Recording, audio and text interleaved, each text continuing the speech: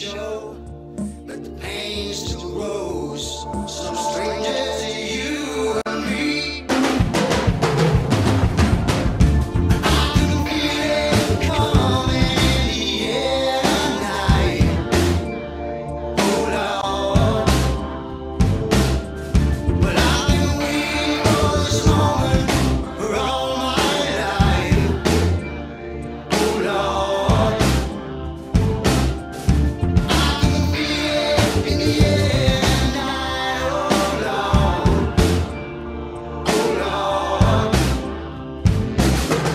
well I've been waiting for this moment for all my life. Oh Lord.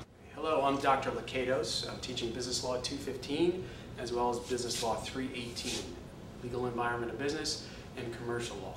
What we're going to cover today is contract law. I'm going to try to do a review session that will give enough detail for the Business Law 215 class as well as the 318 class.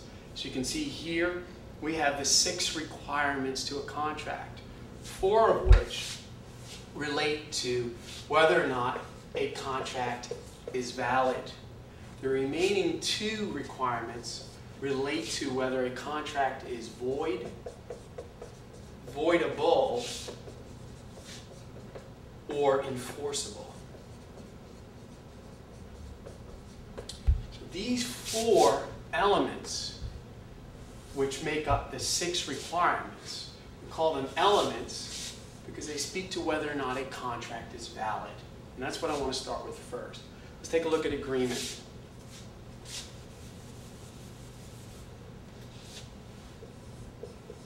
There are 2 elements to an agreement: offer and acceptance. And within an offer, there are 3 requirements in order to satisfy a legal offer.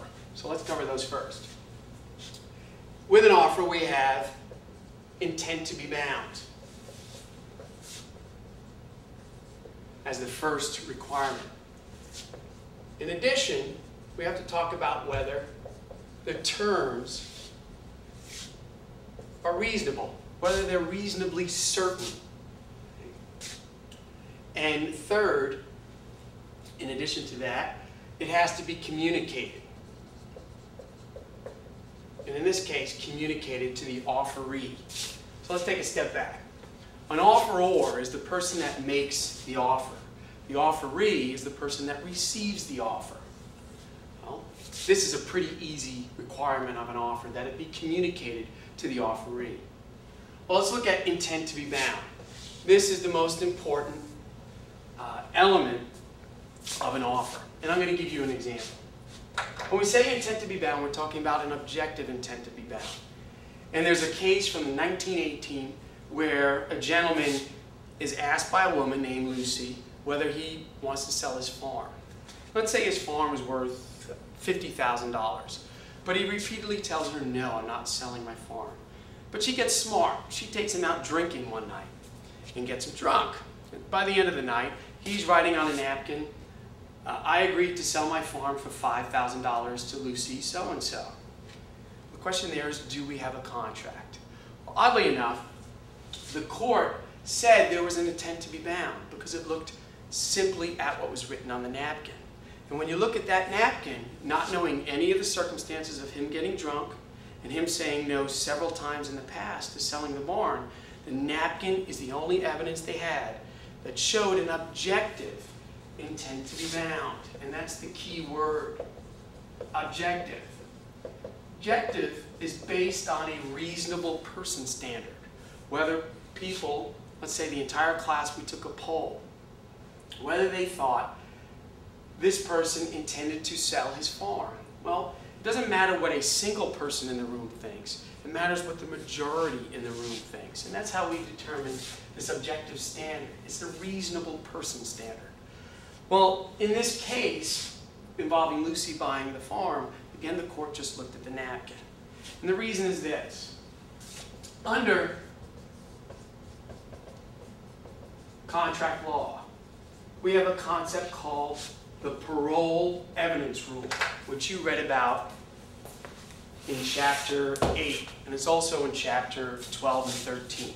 So take this book, your textbook, and if I were to stand it on a table like this, the concept of the parole evidence rule is this. Let's imagine this book is a contract, and it has 954 pages. And I know you complain because it's your workout. You have to take it to and from campus every day.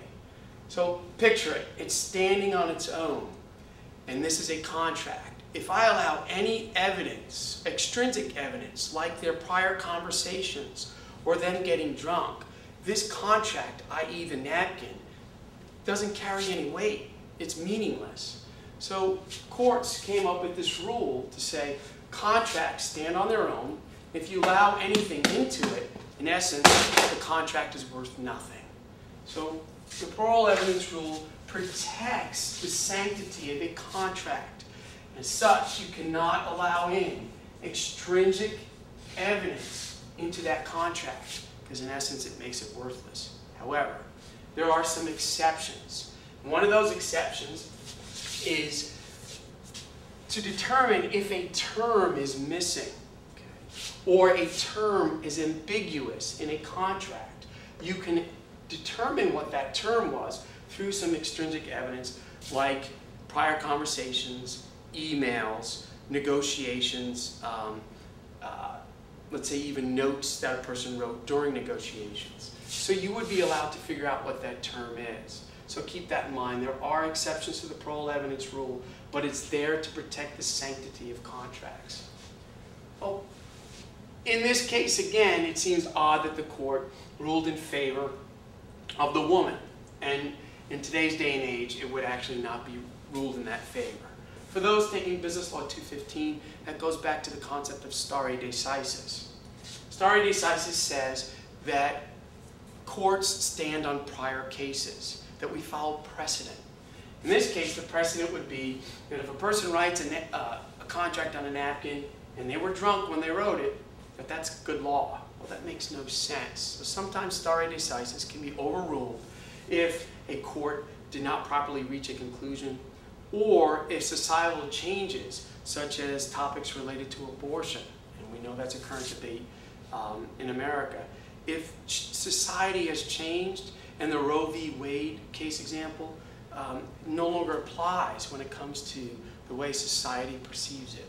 So if we have just an outright stupid decision or societal changes, we can do away with precedent.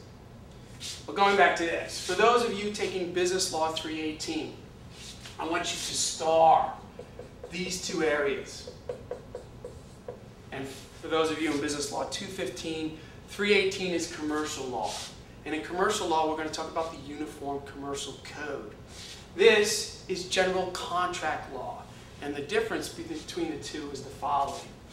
The Uniform Commercial Code has what's called gap fillers. Gap fillers. And where general contract law does not go far enough, the UCC will fill in gap fillers based on the reasonable person standard. So I want you to star this, write a little note in the margin and say, see Uniform Commercial Code, day 1 of lecture notes. And I will get back to that shortly.